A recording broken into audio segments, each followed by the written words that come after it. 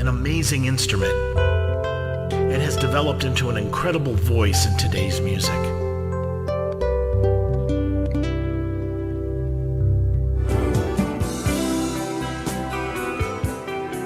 So many types of guitars, so many styles of playing, all sorts of gear. How does one make their voice be heard as a guitarist? My name is Jeff Floro, and welcome to All About Guitar, where we talk tone, we talk technique, we talk gear.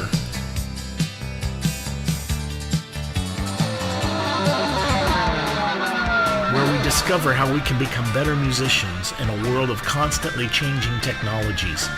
Where we take a good look at everything guitar, and sometimes not exactly guitar, but just as important, so we can be more successful as a musician in today's music scene. So sit back and relax, and let's explore all about guitar.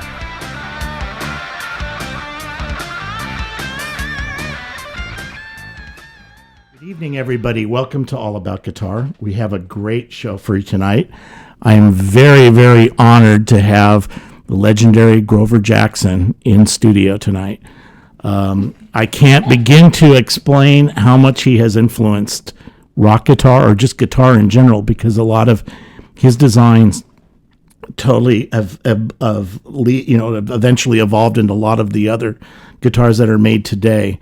And we're going to talk a little bit about that. And I actually brought into studio my Jackson, which I got very long time ago.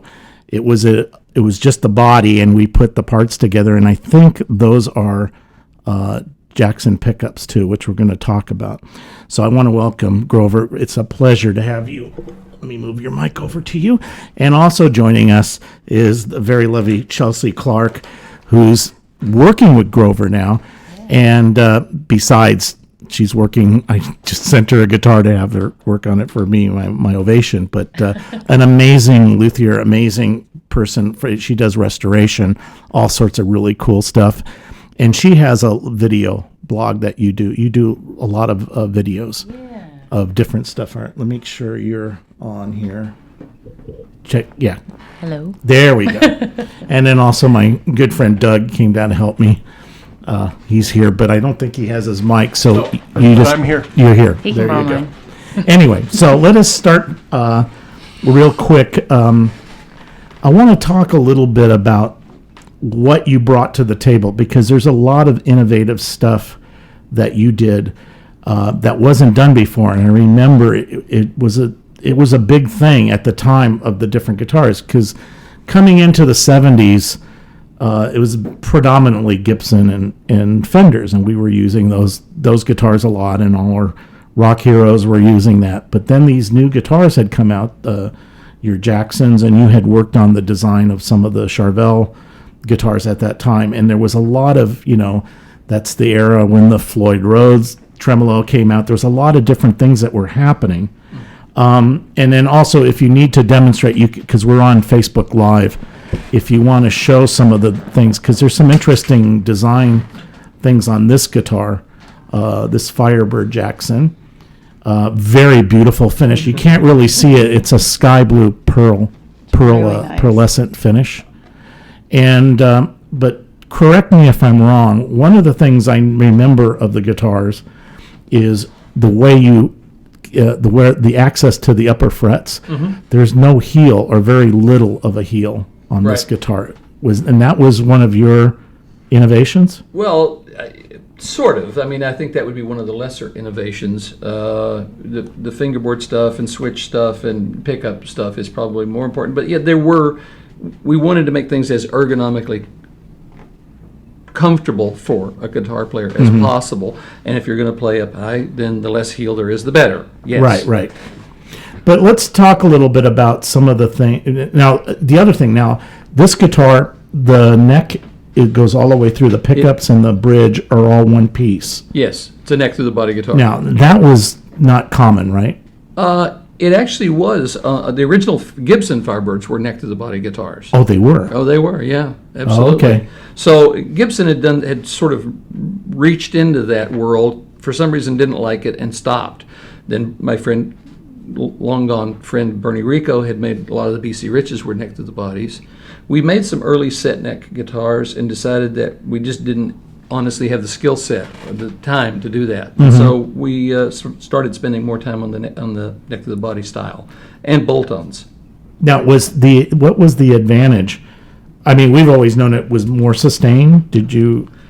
I don't know that I would necessarily agree with that. It's just different. Somehow Jimi Hendrix got by with, a bolt-on neck guitar. Yeah, Eric that's true. Clapton seems to have gotten by. I don't know how, but, it seems to have worked for him, So, I don't make that distinction that one is better. They're just different. Okay. And some instruments speak to one guy and not to another, and that's just the way it is. So, Well, tell us a little bit then, what design things that you had done on a guitar like this that were significant and unique? I think a lot of it was just pure execution. We were doing cleaner, better work than other people. That's for sure. Some other people. I don't want to, take a pee on anybody, but and probably one of the biggest things was the compound radius fingerboard, which we started trying to figure out why did some guitars, when we come out of the repair business, and any good repairman from that era, if he did a refret, he would pull the frets out, he would clean the board up, and then he would dog the upper end of the fingerboard off. And because he sort of knew that if he left the same radius all the way up, even with new frets, when you bend the string, it would fret out. So we began to wonder, why is that? And so one of the guys that worked with me at the time, who was a great mathematician, I had the idea, and he actually proved it in a like a college thesis, which I still have, that as the string climbs the hill, it, well, wait a minute, let me try to figure out how to explain this. The nut is one width, the bridge is a different width. So Right. a section of a cylinder is the same all the way down, but that's clearly not what this is. This is a section of a cone, not a section of a cylinder. So that's the compound radius. As you go further down the cone, the radius gets larger and larger and larger. So we tested the theory, and it worked, and we ended up making, this is pre-CNC machine, this is early 80s. We actually made a Rube Goldberg style machine where you could mount the neck on this machine. The neck was movable, but eccentrically, and so you were seeing more of the fingerboard at one end and less at the other. Above that were two linear bearings with a hand router mounted on it, and so you would tighten the neck down, turn the motor on, run it down, turn it off, loosen the thing, rotate the neck, tighten it down, turn the motor on, run it down again.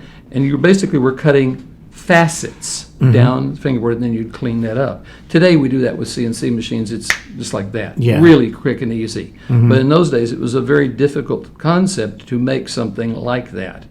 So that we were the first people to do compound fingerboards, and then it became pretty standard. Right, but that's labor intensive. That's one of the reasons compound radius fingerboards. It was a more expensive guitar.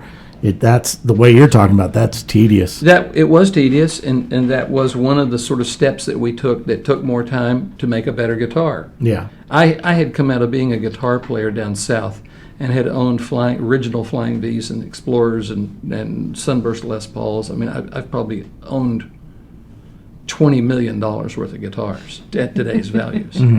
The last one that I owned was a Sunburst that I sold to Ace Frehley through Gruen Guitar in Nashville. That guitar's for sale today. Oh, wow. There's a dealer. It's my guitar. He wants $1 million for that one guitar. Wow. So, because it's got the provenance of having been owned by Ace, but it was it was a tremendous guitar. So I knew what good guitars were. So everything we were doing, the whole Sherville Jackson thing came out of this repair shop mentality where at that time Gibson and Fender both were not very in tune with their customer. So what we saw repetitively over and over and over again is a guy would buy a Les Paul or he'd buy a Stratocaster and he'd bring it to us and he'd say, can you put, flatten the fingerboard out, and can you put big frets in it? Can you change the pickups, and can you put better tuners on it? And so the epiphany was, why don't we just make that? It wasn't really genius. It was just like right there in your face. They're not doing what the consumer wants. We have the skill set to be able to affect those changes. Why don't we just make that? Right. It seemed pretty obvious. Yeah, well, one of the things, just to explain to the audience a little bit, like very common in the 60s, the Fender guitars, especially, they had what they called the B-style, which I think was a 9-inch radius. It was very curved.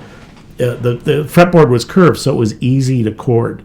That was a big, I remember in the Fender catalog, they would say that. Mm-hmm. And I have a B-style neck on my Strat, but like you said, when you try to, and you keep the action low and you bend, if you bend the E string up to the D string, it would cancel out. Right. Now, the bridge I have is similar to, it's a locking tremolo, a Goto, but it actually has the individual pieces like the Strat bridge.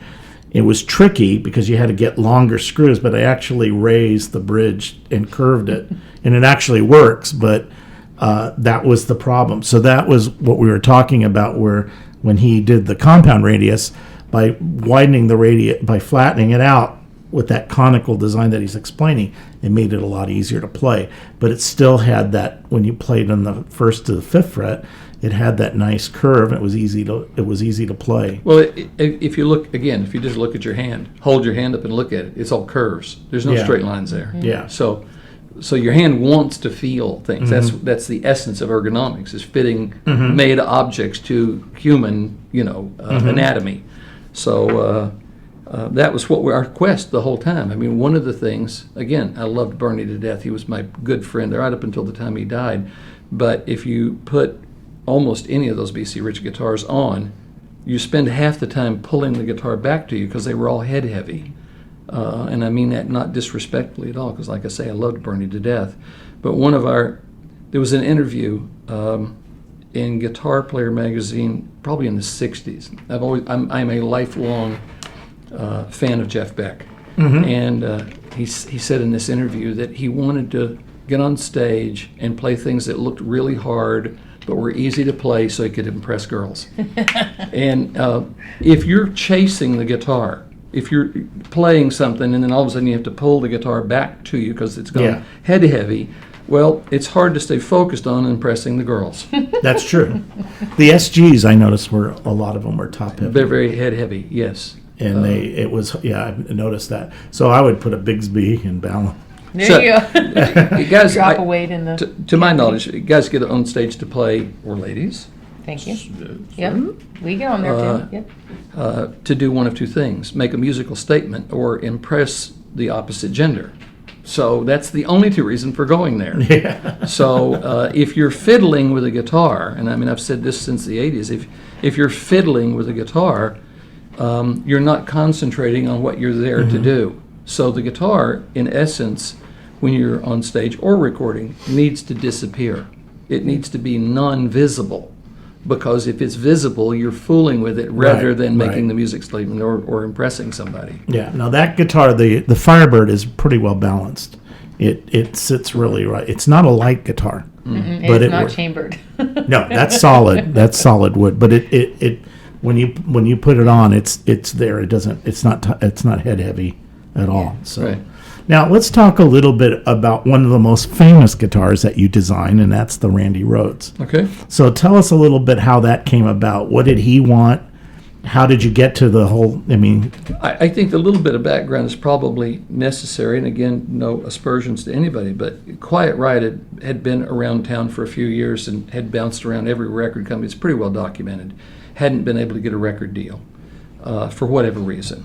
And I actually had known Ozzy from the last Black Sabbath tour that he did, which was the debut tour for Van Halen.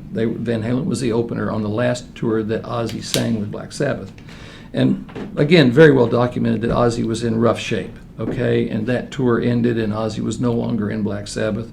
He and Sharon got together. I've known Sharon since she was 17 and I was 21. Wow. Her dad was Jet Records, and I'd done work for Jet Records, and I'd known Sharon since she was 17 years old, and had a great relationship with her. She's a tremendous gal.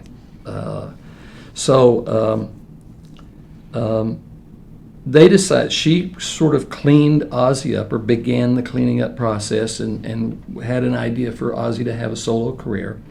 And to do that, they had to have a band, and so they did auditions for guitar players. Quiet Riot was not doing much. Randy went around, got the gig, went to England to Ridge Farm, and recorded that first record with Ozzy. But you have to sort of understand that Randy was not Randy Rhoads. He was just a guy that had been in a failed band around LA, and had this opportunity to go work with this guy that was a burnout, that was getting ready to become, the Prince of Darkness. Right. Okay? So Randy came back after recording that record. The record wasn't even released here. It had been released in Europe and was doing pretty well.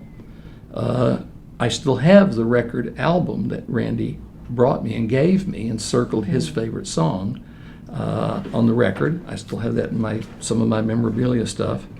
But he called, and I knew who he was from around town, because they'd played around, and I would go to the venues and so on and so forth. And he called on December 23rd and said, "Hey, I'm back from England and I'd like to get a guitar made." Well, I'd already turned all the people loose that worked for me for Christmas.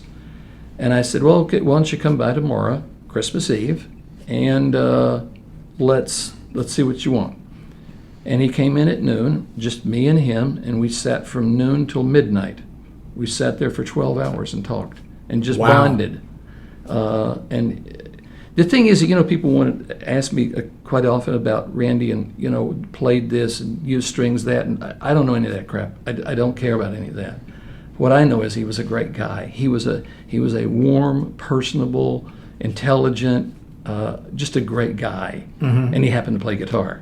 So I want to keep that in my mind. I want to keep that image and not the rock star image. I don't want to. Yeah, no, that's I just understand. not something because he was an innovator too. He was a great. He was a player. tremendous innovator. But now, what did he coming off of? I think at that time he was using his white Les Paul, and he had some Strats. I think he. Well, he had the black and white polka dot V that Carl Sandoval made for him. Okay. That Carl was an employee of mine before that. So when he came in this marathon friendship thing, he had a cocktail napkin, which has subsequently, in the mists of time, disappeared, and it had basically 4 lines on it, and that was the body shape, just 4 crude lines.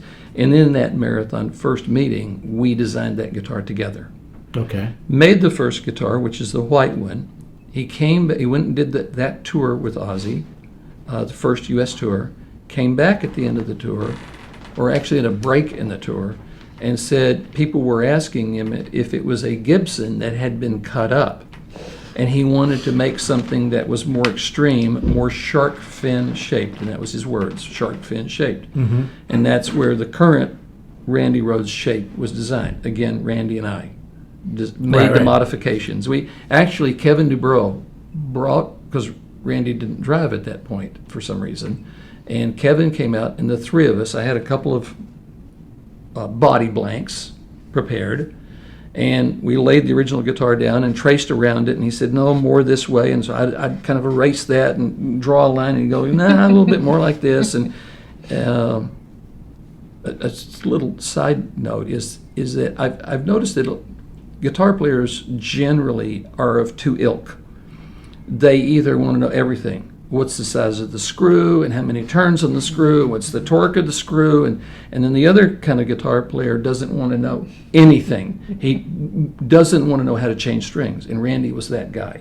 He didn't want to change strings. He didn't want to know anything about how things were made. So we're standing over this bench and drawing, and I said, "Okay, well, that's it?" And he goes, "Yeah, I think that's it." I said, "Okay, let me take it to the bandsaw, and I'll just hack it out." And he says, "Oh, no, I can't watch that." And he ran off to the office. I mean, he just, I think there's another sort of interesting quirk about Randy, a charming sort of thing is he would get a new guitar, and he would open the case, and he would look at it, and he would close the case, and then go play some other guitar for the gig that night. And the next day he'd come back, and he'd open the case, and maybe he'd take it out and hold it, and he'd put it in the case and close it. And then he'd go play the gig with another guitar. And he had to sort of warm himself up and acclimate to a new instrument. Where other guys that I've known, I made a guitar for Jeff Beck for the Arms concert, flew to New York, gave him the guitar, he went on stage and played it that night, just the way it walked in the door. Right. Scared me to death. If there was something wrong with it, and he's, at this prestigious event and it didn't work, it was like all eyes would be on me, and I was like, I don't know. My Jeff Beck story is a friend of mine was telling me in London when he was recording one of his albums, he got to go to the studio, and Jeff wasn't there yet, but basically leaning against this amp was this Strat that was literally falling apart. It just trashed. It looked unplayable. And that's what he used on the album. And all those, he could, you can give him a slab of wood and, it'd be fine. I mean, he was just amazing that way. But with Randy, besides the design, did he say, like, for example, the shortcomings of what he was playing, like, can you make this better? Can you do this? No. He didn't really. He didn't have any idea. Okay. He would just say, I don't know, something's wrong. Now, when you were making that, was that a neck through? Mm-hmm. That was a neck through, so you just put the two side things? Yep. And pretty much, I think the necks were similar to that one, right? Same Very radius? similar, yeah. Yeah. Okay. A little heavier. A little heavier? Yeah, he liked a big neck because he was used to that white Les Paul, which had a big, Louisville Slugger neck on it. Yeah. And he had small hands. He was a really tiny little guy. But he didn't have any problem, getting around a large neck. It didn't bother him at all. Now, at that first guitar that you were making for him, were the Floyds out at that point? No, or were you used to using there was no Floyd Rose. So what kind of a whammy bar? It had a brass tremolo made by a friend of mine named Bill Garayan in Orange County. Was it a vibrato or a fixed? No, it was basically a Strat tremolo, but made out of solid brass. Strat, okay. Wow. So the Floyd came later then. All of that stuff came later. A year or so later, yeah. And we heard rumors. There were starting to be rumors that there was this device that would actually stay in tune. Because in the old days, you basically tuned a tremolo guitar one of two ways. You could tune it where it would stay in tune if you bent a string, but if you used the arm, it would go out of tune. Or you could tune it so that it would stay in tune if you used the arm, but it wouldn't stay in tune if you bent the string. Yeah. And you could do one or the other, but you couldn't do both. And then we heard, oh, wow, there's this thing that will allow you to play and it'll stay in tune. It's like, no, that's not possible. It was possible. Yeah. Oh, yeah. That's for sure. But so what about the pickups? Now, did you make his pickups or did you put something? No, Randy's guitar had Seymour Duncan pickups. Okay. Seymour and Kathy Duncan were friends of mine from the very, very, very beginning. And I only ended up, should I tell this story? Oh, what the heck. It's true. It's absolutely true. So we were coming up at the same time, we're friends, and we were using Seymour Duncan pretty much exclusively. But at that time, the Seymour Duncan company, it's different today, but at that time there was no OEM price. There was retail, that's in the old days of MSRP, manufacturer's suggested retail. That doesn't exist anymore. Everything is MAP today. But there was MSRP and there was wholesale. So a dealer, a music instrument retailer, could buy the pickups at the same price as we could. So they were more expensive than what we'd used before, so we would charge the dealer a premium for using the Seymour Duncan pickups. And all of a sudden I had large retailers like Sam Ash calling and saying, well, make the guitar and don't put the pickups in. We'll just put the pickups in because we can buy them the same price you are. And I'm going, well, no, I'm trying to build complete guitars. I'm not selling parts. So I went back to the Seymour Duncan company and said, I'm not trying to grind you. I'm not trying to be a cheapskate. But I got to spend the money to buy the pickups, and there's some, labor, overhead and stuff to sort of do this operation. Can you give me just a little discount to cover my costs? And they had no interest in doing that. I begged and I pleaded. I did everything for well over a year, with the final threat being, do you want to put me in the pickup business?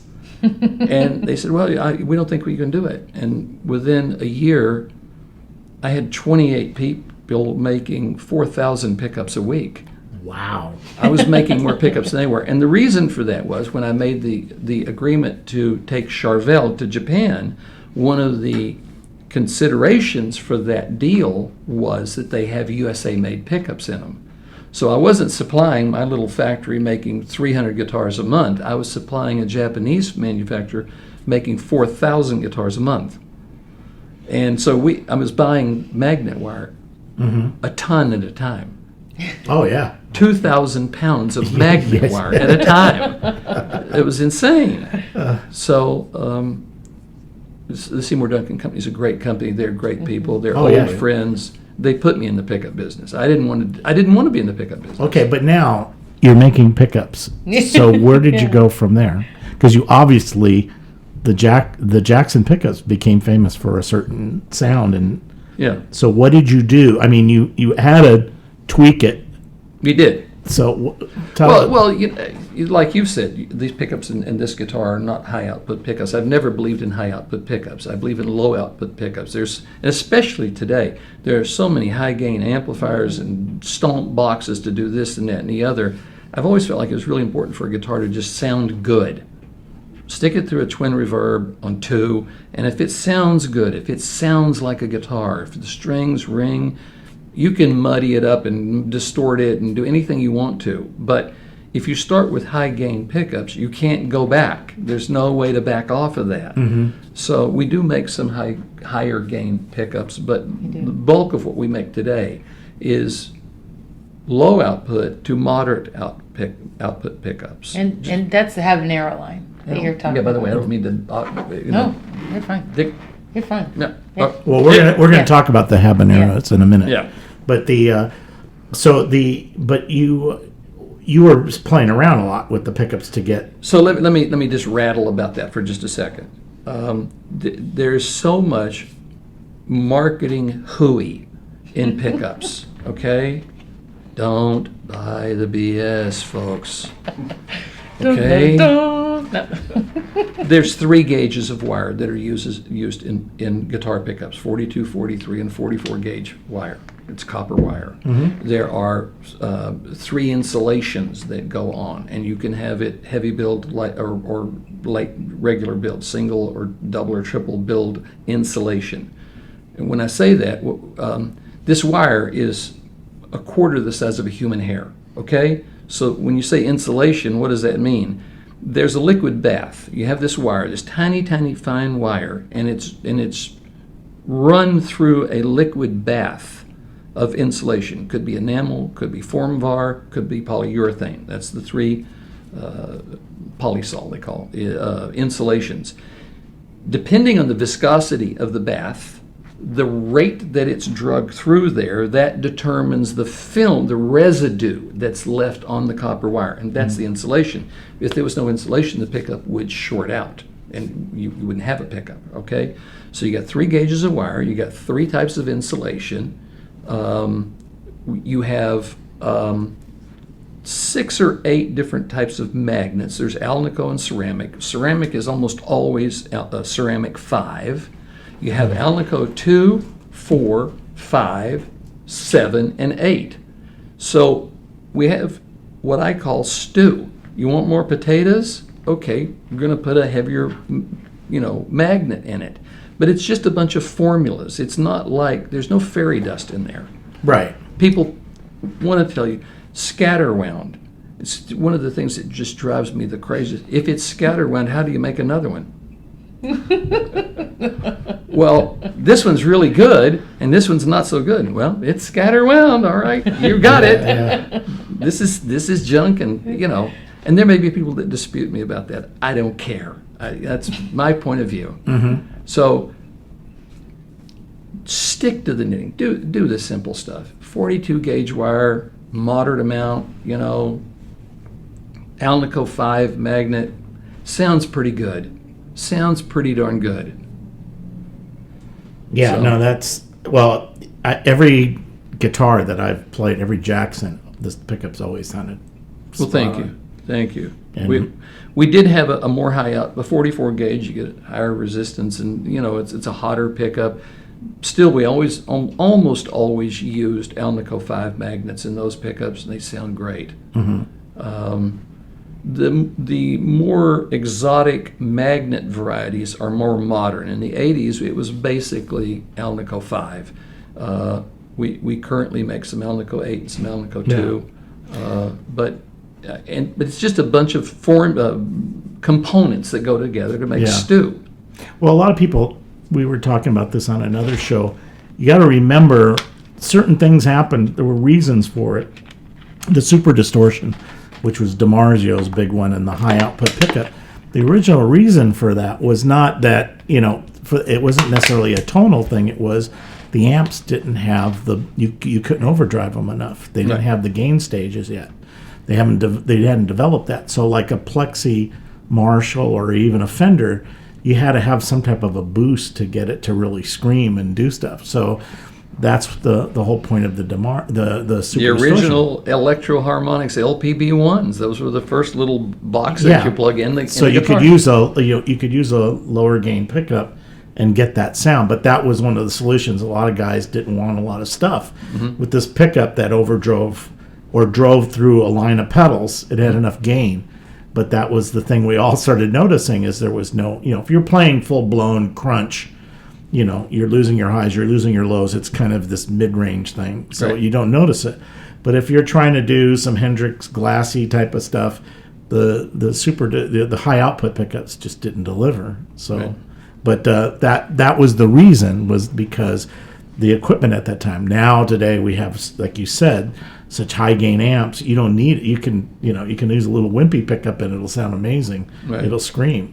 So. I just wanted to bring it out. Musical styles have changed a lot too. I mean, go back and listen. One of the greatest records ever created is Back in Black. AC/DC, that must be really distorted. No, it's barely distorted. Go back and listen to the record really closely to the guitars.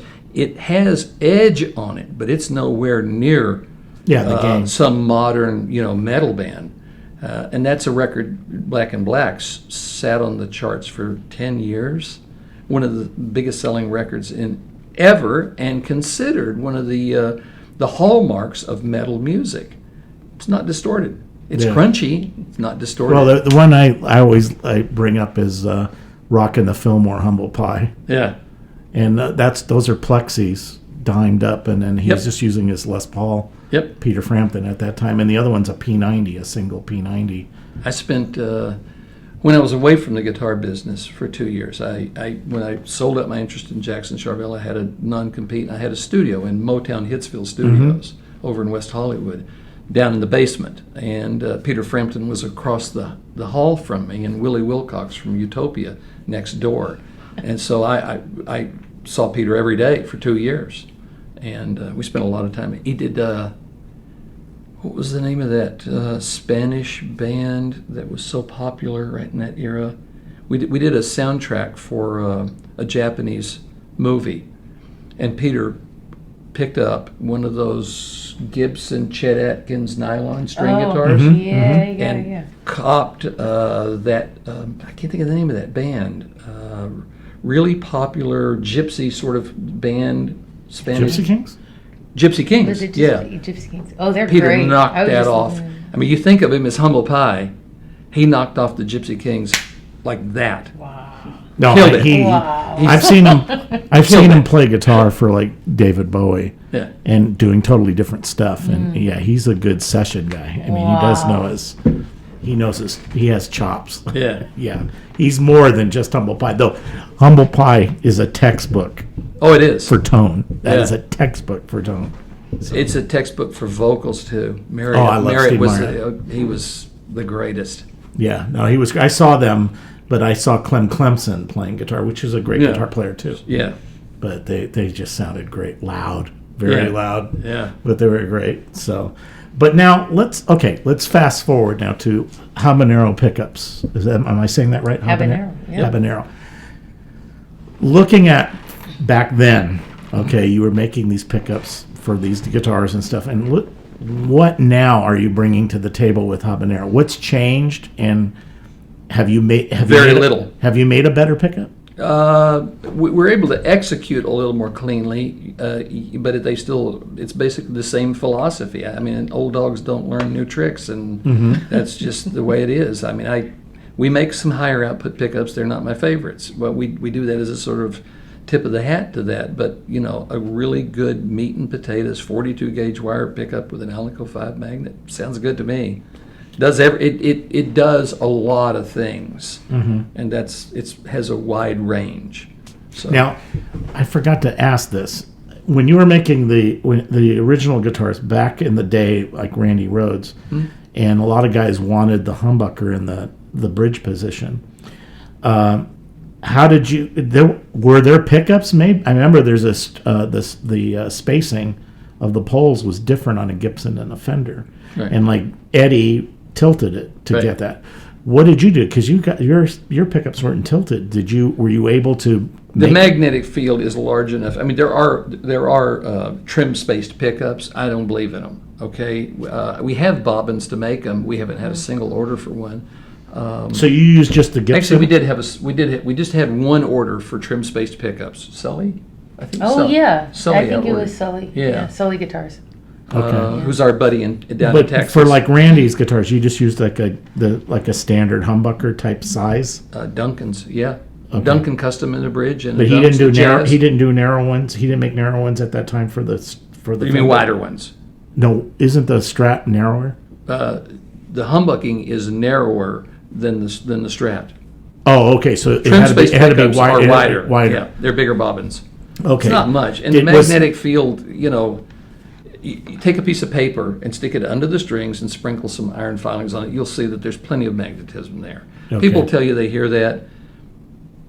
In my life, I've met, and I've known a lot of people. I've met two guys I would never argue with. Alan Holsworth, who passed away here about a year and a half ago, and David Lindley, who's been a friend of mine for 40 years. And David Lindley is a national treasure. Yes. He's not even a human anymore. He's just a national treasure.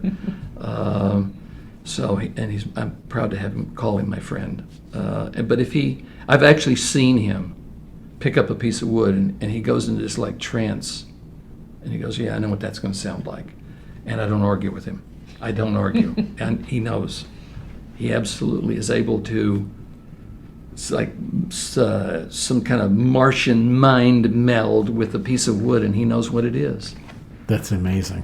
That's amazing. Well, he's amazing anyway. In this thing about tone and sound, I think there's one little story I probably should tell, because I think it's an important story. Early 80s, my star was rising, and I was young, and I was full of myself. I was a genius. You could just ask me. And which is, the exuberance of youth. And David and Ry Cooter were doing some dates together. They'd known each other since the 60s. And one of them went into a pawn shop on the road somewhere and bought a Tisco Del Rey, which I don't think you could describe much more modest of an instrument, and I'm being as politically correct as I know how to be. But they liked the way the pickups sound. And so they bought 2 or 3 of them, and David came by and said, "Can you put a neck on this because it's not playable?" And I put a neck on one for David. And then he brought one of Ry's by and said, "Can you put this on a nice neck on this for Ry?" And I made him a neck, Strat style head. And on the appointed day that Ry was coming to pick up the instrument, I'm thinking, I don't know, I'm making guitars for Gary Moore and I'm making guitars for this guy. I'm just not quite sure if working on Tisco Del Rey's is up to my standard. And I was really full of it, okay? And Ry Cooter came in my office and sat this close to me and played this Tisco Del Rey. And I mean, it was a religious experience. It was an epiphany. I realized in that moment, first of all, that it was never about me. And it had very little to do with the instrument. And it was about the soul and the spirit, the heart of the artist. And I don't even think that Ry Cooter knows he gave me that gift that day. But he put me in my place without even thinking about it. So we can talk about magnets and wire and this and that and the other, but really, and it didn't stop me from wanting to do what I do better. Okay, I didn't take it as, oh, screw it, I might as well just stop now because it doesn't matter. I didn't take that from it. I took it as a challenge to do better, to try to equip, artists with better instruments. I'm a big fan of Itzhak Perlman, the famous violinist, and I've used this story over the years many times.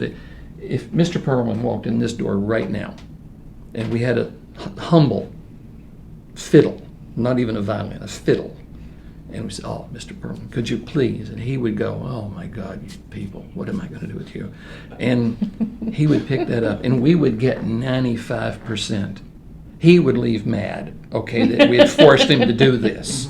We would still get him, Yeah. okay, because he's him. Well, every great player that you've known, you pick up a guitar, they still sound great because it's in the hands. I mean, ultimately, it's in the hands. I can't tell you how many people that I've known over the years who've played guitars of famous guys, let's say Ed Van Halen, and they pick the guitar up and they go, "Why don't I sound like Ed Van Halen?" Well, because you're not. That's why. And it's just not about the guitar. Again, I don't want to take that as a No, but that's true. You can tell. I mean, I've given friends of mine that are great players, and they'll just play they'll walk in and just play it, and all of a sudden it's magic. Yeah. It's in the hands. It's Yeah. in the soul and what Yeah. you're playing. It's it's the human part of it. Right. And it's our tremendous benefit to have an opportunity to contribute in some way to artists. And even if you're not a great artist, I mean, I tell people all the time, you don't have to be Elvis. Yep. You don't have to be Yngwie Malmsteen. You can, if you're a dentist or a bricklayer or, whatever, you can go home one day a week, close your little room door so the rest of the family is not bothered, flail away badly on Proud Mary, out of tune. You're going to get the benefit of playing music. That's what I Play, do. yeah. Yeah. Play Proud music. Mary, how did you know? Proud Mary? Is that, Yeah. like that, just flailing. Yeah. But music has that power Yes. It does. to It take really you away, does. remove the pressures and the stresses of life. I mean, it's been proven it's healthy for you. So buy guitars. Buy the guitars. But that being said about the hands and that ability, one thing I have to say is playing a guitar like the Jackson, it is easier to do things. It is an easier guitar to play. That neck is fast. It's not fatiguing. And I've played guitars that my hand starts hurting after 10 minutes. Yeah. You know what I mean? And there is something to be said. You did facilitate people to play better by making a guitar that was easy to play. Well, like I say, I had owned some of the great guitars of history, so I had an intuitive sort of library of information about what a good guitar ought to be, and that really helped a lot in terms of pushing a bunch of young guys in a factory into making great guitars. And the real frustration for me about the 80s was that we didn't have the tools, the software and the CNC tools that exist today to be able to replicate the designer's dream. Back in the day, you especially if and it's one of the problems of our system is that if you're successful, you end up removed from the thing that you want to do. And I've said it a number of times that the late 80s, when I was a minor deity at least, it was one of the most frustrating times of my life because I would go to work in the morning and I would talk to insurance agents, and then in the middle of the day I would take Jelly Rock God to lunch, and in the afternoon I'd sort out a squabble with people in the pickup department, and I'd get in the car at the end of the day and I'd go, I didn't do anything. And so it was and in that situation, at that point, I was making more money than anybody in the history of my family had ever made, because I came from a very blue-collar, humble background. And so you're miserable, and you buy a Rolex watch.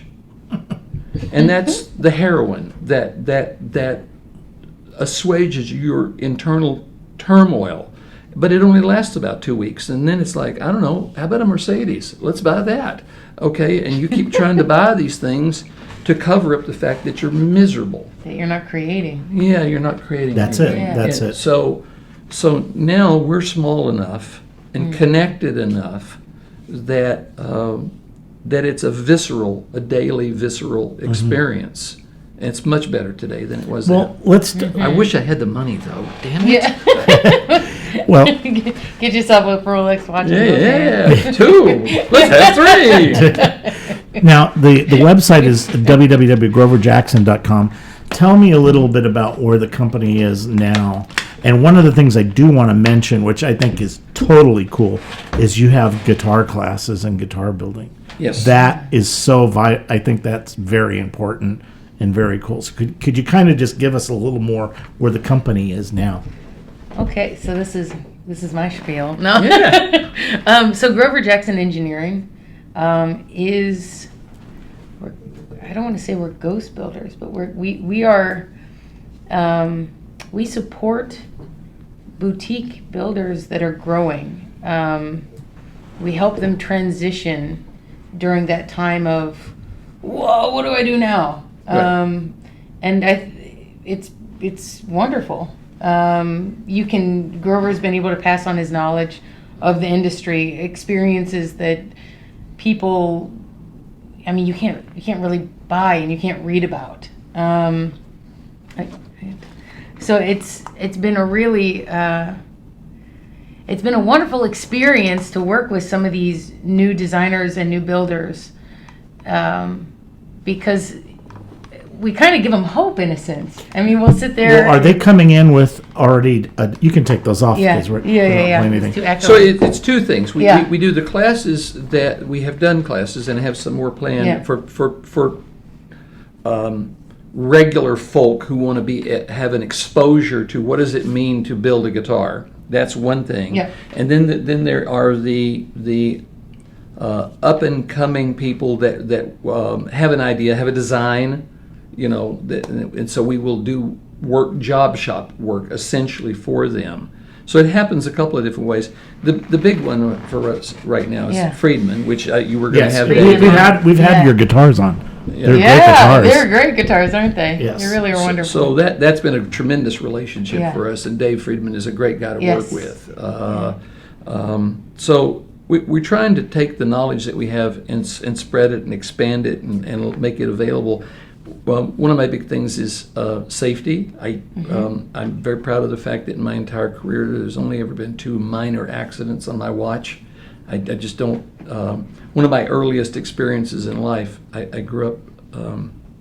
My dad was a cabinet maker, furniture maker, and we lived in a 2-story house. We lived upstairs. My dad's shop was downstairs, and at 6 years old, I was sitting on the stairs watching one of the guys in my dad's shop. I watched him saw his right forefinger off with a table saw that I still have. I have my dad's table saw that I watched a guy saw his finger off, and I keep that table saw as a memory of what I won't allow to happen. And the truth is that machinery, as my dad said many times, has no conscience. It doesn't care. It'll just hurt you.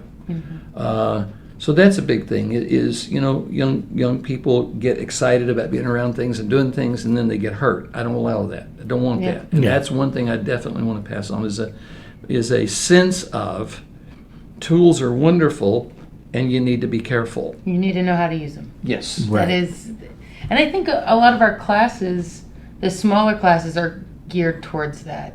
It's not necessarily a luthier school by any means, but we offer a few classes here and there to help with a bit of knowledge maybe about electronics or pickups or finish work, just to kind of add into somebody else's drive for knowledge.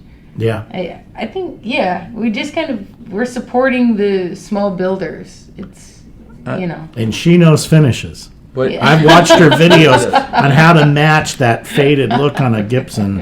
That's amazing. So maybe one little thing that I should throw in, this will be Yeah. where I'm maybe a little controversial. I hate that term luthier. Yes, me too. I call them Luthers.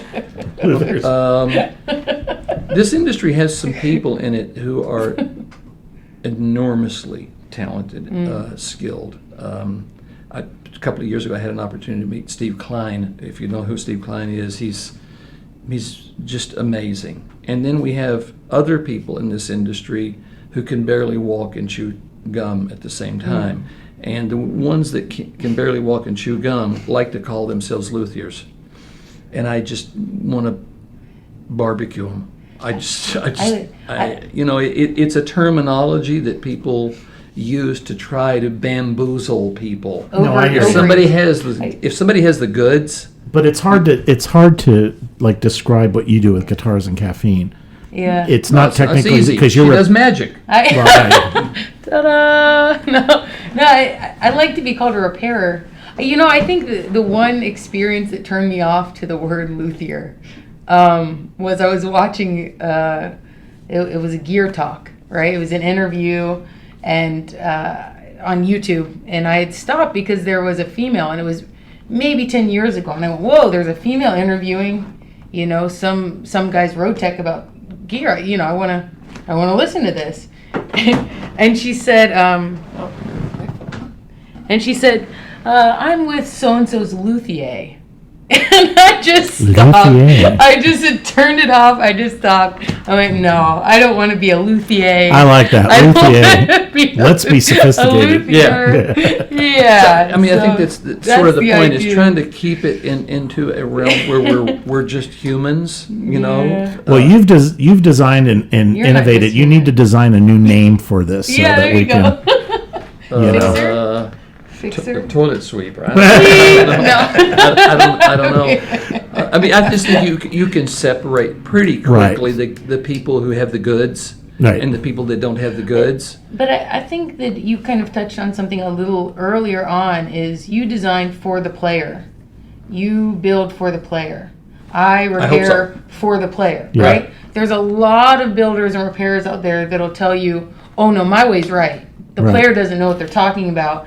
If it buzzes, it's the player's fault. If it does this and that, instead of saying, well, maybe it's our job to connect the player with the instrument, Absolutely. Right. and be more of a service. And so Well, also people- besides you making for players, you are a player. Well, that's that true. ultimately is a big deal because you know. Yeah. You've played. You know Yeah. what's bad, what's good because you played. Yeah, And you played some. I slept on that living room floor. Yeah. And you had I was that. lucky I got that peanut butter sandwich. And you had that $1 million guitar that got away from you. Yeah. Oh, yeah, right. Now it's $1 million too. It's because of this it's my- conversation. It's lucky that I was able to experience those instruments when they were. That instrument that I sold to Ace, I sold it for $2,500, and it's $1 million today. So Aye. that was an era when a common person from a blue collar background could see and hold and own those kinds of instruments. Today they're out of. It's unreachable. But at the same time, Yeah. today for the guitar player, there have never been greater choices. Right. There are wonderful people making wonderful instruments. John Suhr makes wonderful instruments. Tom Anderson makes wonderful instruments. Don Grosh makes wonderful Yeah. instruments. There's so many opportunities for a player today to get a great instrument. To be able It's to never afford been it. better. Yeah. Yes. U.S. made. I mean, Yeah. that's what it's about. It's Well, we're out of time. I told you this. Go. Oh. I thought we just. Fast. I just want to mention real quick www.groverjackson.com, and you still have www.guitarsandcaffeine.com. yeah. We'll see where that goes. Yes, I'm but spending most of my time with Over- Grover. So but Yeah, I didn't even get my trousers off yet. check the Here website for money. because you'll see the information for the classes and the pickups too, the great pickups, and just take a look. And also, you mentioned some of the people that you're working with, and check out those guitars. They're really nice. I want to thank you guys. Obviously, we just touched the surface, which means you're going to have to come back. That's just what it is. And but I want to thank you guys for coming on the Thank show, Yeah, and thank you. thank you for making a great guitar because I love that guitar, and I'm never selling it. And my friends know me. He knows. I get very upset when you sell guitars because you always regret when you sell a great instrument. the one that You got know what I away. mean? But anyway, everybody, thanks again. Doug, thanks for hanging with us. And Chelsea for putting this together. You're just awesome. Pleasure. We will be back next week. And definitely check out Grover's site, groverjackson.com, because there's some exciting things. And check out these pickups, too. We didn't even we have to try them next time. We're going to have to pull some of those pickups up. Anyway, we will be back next week. Everybody have a great week. We'll talk to you later.